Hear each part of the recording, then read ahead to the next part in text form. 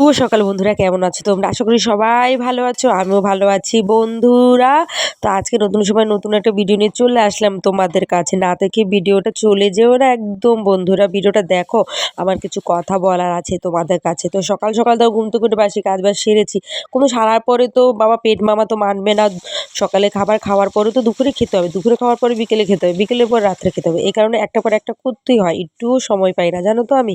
তখন ওদিকে ডাল ভিজিয়ে দিলাম, মুসুরির ডালের বড়া করবো। এই কারণে সকাল সকাল না ভিজালে তো ডালটা ভিজবে না। আমি তো তাড়াতাড়ি রান্না করি 12টার আগে, তখন তো আর ডালটা তো আর মিক্সে হবে না, কাঁচা মানে শক্ত থাকবে। এই কারণে আগে ডালটা ভিজিয়ে দিলাম।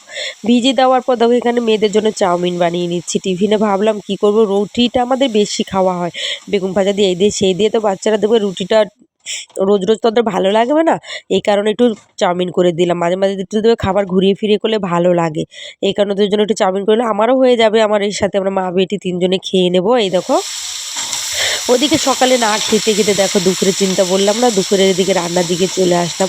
দুপুরে এখানে করবো কুমড়ো আলু ভাজা আর মুসুরির ডালের বড়া করব একটুখানি। মুসুরির ডালের বড়া ফড়াগুলো একটু কমই খাওয়া হয়, তা আমি আজকে ভাবলাম কি রান্না করবো না করবো, বাজারে যেতে ইচ্ছে করছে না। এই কারণে ডাল ভাজা ওখানে মানে ডালের বড়া, আর এদিকে উচ্ছে আলু ভাজা আর কুমড়ো আলু ভাজা করব। তো বন্ধুরা সবচেয়ে বড় কথা যেটা আমি রান্না করতে করতে কাজ করতে করতে তোমাদের সাথে শেয়ার করি চলো।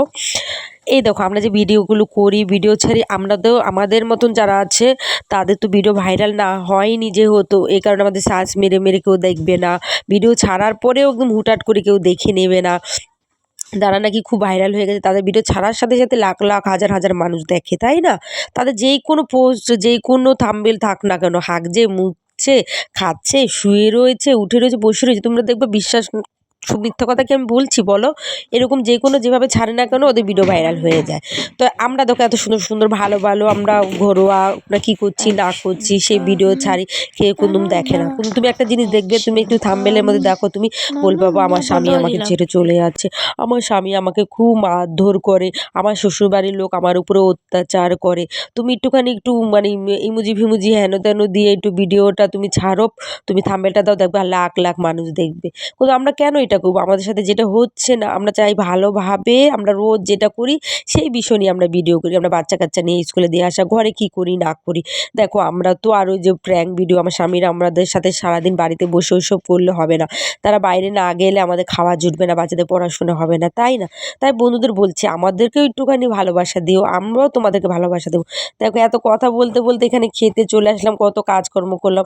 তো বন্ধুরা আমার কথাগুলো যদি তোমাদের ভালো লাগে, ভিডিওটা যদি ভালো লাগে অবশ্যই একটা লাইক করে দেবে আর সাবস্ক্রাইব করে দেবে, আর কমেন্ট করে জানাবে যে আমার ভিডিও তোমাদের কেমন লাগে। দেখো এই লাস্টের ভিডিওটা আমার ছোট্ট মেয়ে 5 বছরের ভিডিওটা করে দিচ্ছে, এই জন্য একটু নড়ছে, তোমরা কিছু মনে করো না।